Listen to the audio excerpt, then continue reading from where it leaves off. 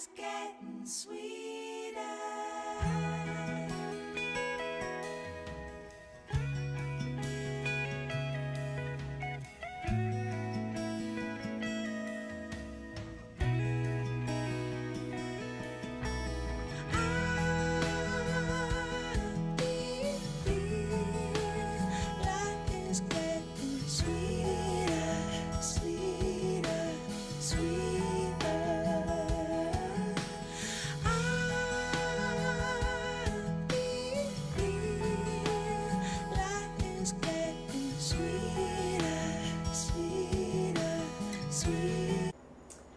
Hello again. We're starting on a new project. We're going to do what I call my critters. A critter. A little elephant. Actually, there's going to be two, and they are bookends. They belong to my daughter Elizabeth, and she's been wanting me to paint these for a while, and I thought, well, we'll just have a change of pace and do a critter. I love painting critters. I have done maybe 100. I don't know. I've done so many. And at the beginning of this video, I will have a little slideshow to show you some of the things that I've painted. And already, as I normally do, I wasn't going to put you through me drawing again. So I have drawn the little elephant, and I have planned out how I'm going to paint this elephant. But the truth is, since I did this, I've changed my mind several times about what I'm going to do. But at least I have made notes of how I'm going to change my plan. Elizabeth gave me her colors. She wanted, this is the closest color blue that I could come to that she wanted. She has a chair in her living room that has all these bright colors, and she wanted the blue, and she wanted the yellow, and she wanted black and white. And I'm also going to add some silver. And also, most all my critters, I give blue eyes. I don't know why. Maybe because I have blue eyes and my family has blue eyes. My children have blue eyes. Some of my grandchildren have blue eyes. Anyway, that's going to be the color blue for the eyes of the little elephant. And the first thing I always do is clean it with alcohol. And this needs cleaning too. It's been sitting on her bookshelf, and it's not only is dusty, and it's just not, it needs some help. It needs some cleaning. And I always wear rubber gloves on both hands when I'm painting glass, because if my finger, any of my skin oils get on this glass, then the paint won't stick as well. So I clean and clean and clean. He's so cute. I love these little critters. For some reason make me happy. The ones that are not alive, that is. I'm not so crazy about critters that are alive, except for Bijou Grace, Elizabeth's miniature English bulldog. It's the only animal I've ever bonded with. It's the only one I've ever understood why people, I hate to say this, but why they cry and mourn when their pets die. I just have never, although my family has had many, when they were gone, I wasn't that sad, is the truth. Honestly, because I had to take care of them. And having 4 kids and sometimes up to 4 dogs, that had to go to the vet with the husband who traveled. Maybe that's why I didn't like them. I don't know. But anyhow, Bijou Grace, she's even my screensaver on my phone. That just tells you how I think. I don't even have my grandchildren or my children on a screensaver. I have Bijou. Alright, I think I just have to make sure I have not missed anything on here. Any little spot. Because it's pretty much all going to be painted. The white part that I want white, I will leave white. And the rest of it, I have planned how I want to paint it.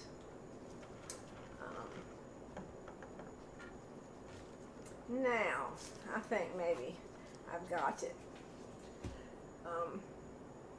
Where's alcohol? Alcohol. Rubbing alcohol is what I clean it with. And that was just a paper towel, because paper towels don't leave any lint behind, or at least these that I buy don't. Okay, I just want to make sure it's really, really, really clean. And I'm only going to paint one of these for the project, so never fear. And I'm trying to think where I want to start. Believe it or not, this is going to be a blue-green elephant. The body is going to be this color. I'm thinking I'm going to start with this color. I have my reasons why I start with different things. Shake this up really good. And this is Anita's all-purpose acrylic paint. And it's probably flat. It probably doesn't have a sheen to it. But I'm going to paint over this with a clear gloss, so it doesn't matter whether it's shiny or not. Okay. Alright, where am I going to start? I think I'm going to start, and I might need to move the camera. I'm going to start on the back. I think I'm going to pause and move the camera so you can see what I'm doing. I love painting on glass. I do, because the only preparation is alcohol. That's it.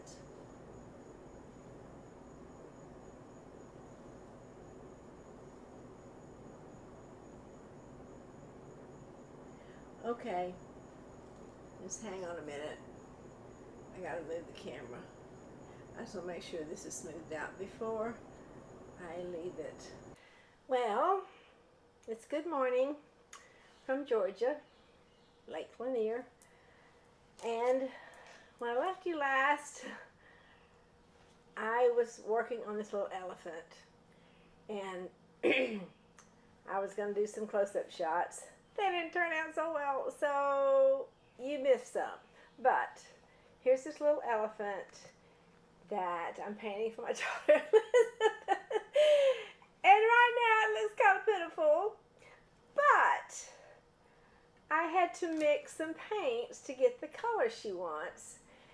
And I was going to show you, here's a picture of, and I can't touch this with my fingers, of the bird. And I got the color. How about that? I don't normally mix colors, but I did it and it worked out. So, we are going to do some more work on this little elephant. And as I say, I want to throw it away right now, but we'll keep going. And when I'm finished, it's going to be, I hope it's going to be something that will grace Elizabeth's living room the way she likes. I'm going to start painting the silver. I'm going to move the camera, so hang on. Now, I've got my camera down where you can see a little elephant. And I know you've never seen a blue-green elephant before. I never have either, but we're going to see one now. He's got these cute little ears, and his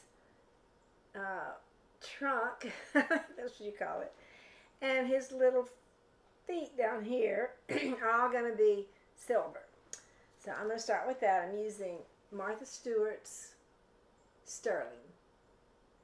It's a metallic paint, and Elizabeth has lots of silver accents in her house. Actually, she has both gold and silver, but she's gone a bit modern on us, so she loves the silver. And I'm using this, you know, I need to go to art class. just to learn what to call things. What do you call different types of brushes, which I don't know. But I like these. They're kind of thick, and they put on a lot of paint at once, and pretty much just do what I like.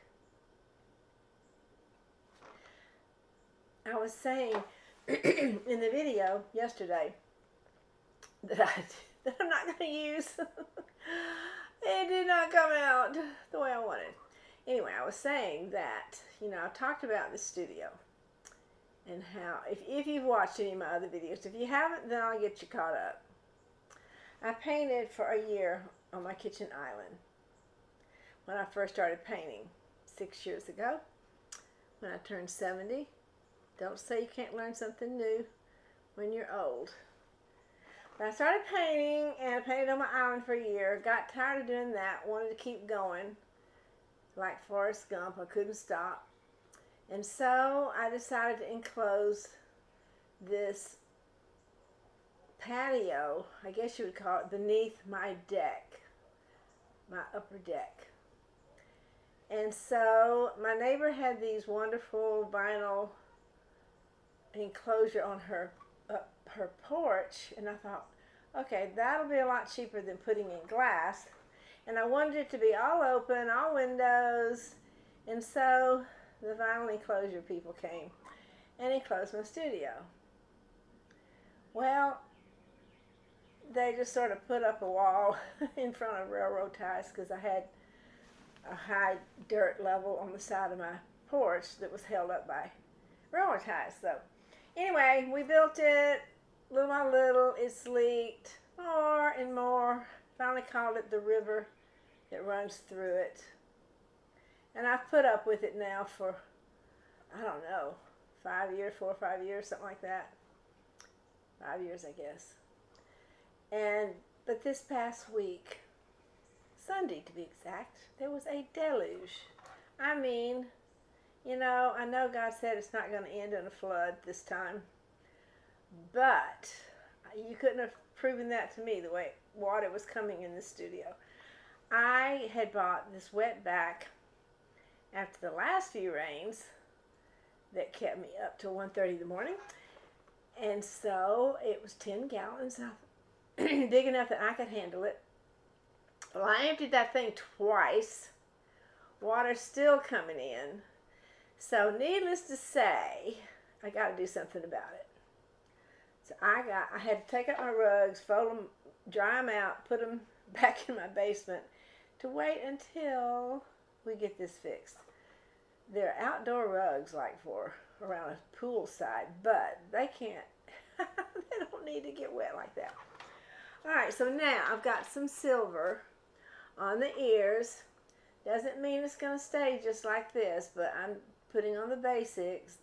That's why I never like a project right in the middle, because things just don't look that great. But I'm just painting his cute little ears silver. So that's the story of my studio. And I'll be so happy if I can ever get it to where I can go to sleep at night and not worry about if it's going to rain and flood and get my rugs wet.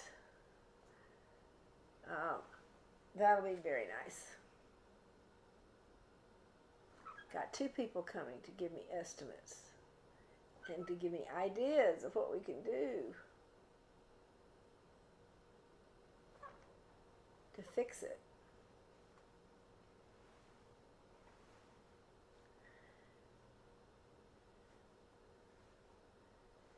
I designed my house, my whole house.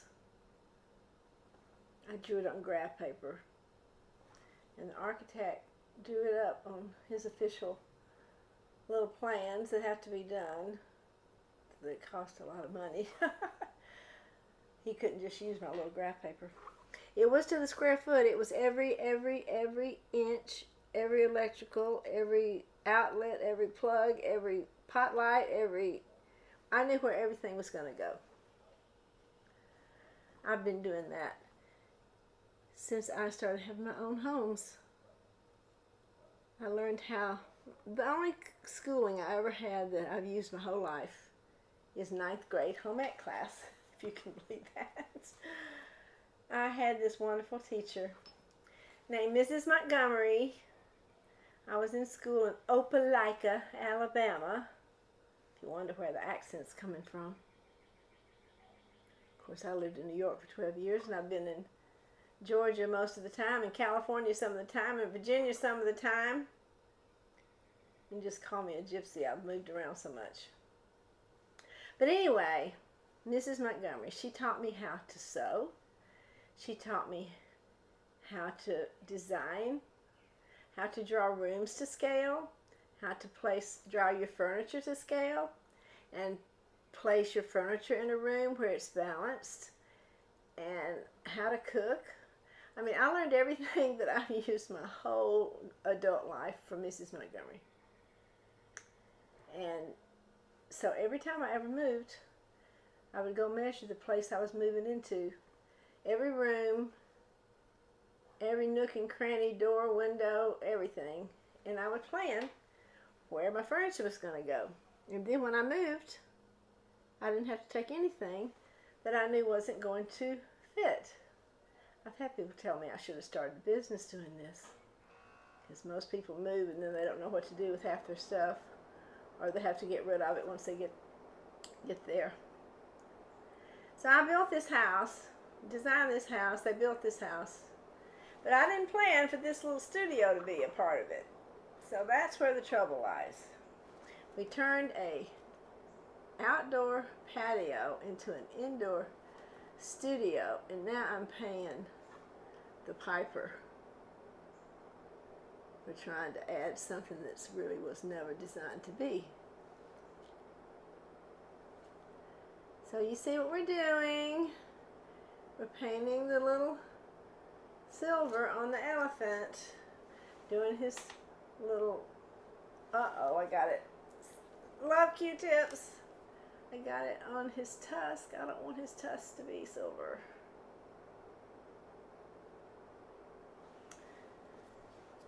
So I think I will pause this little video, finish all this silver, and come back and then we'll go on to the next step.